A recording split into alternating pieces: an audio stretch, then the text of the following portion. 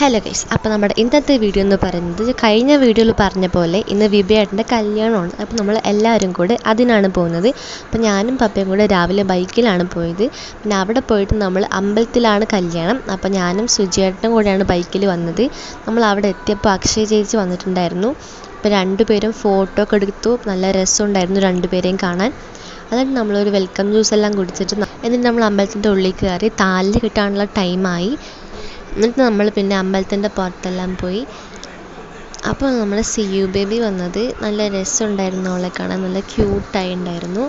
എന്നിട്ട് ഞങ്ങൾ കുറച്ച് നേരം അവിടെ എല്ലാം ഇരുന്ന് പിന്നെ ഓഡിറ്റോറിയത്തേക്ക് പോയി. എന്നിട്ട് ചേച്ചിയേട്ടനെയും കണ്ട് നമ്മൾ ഫോട്ടോ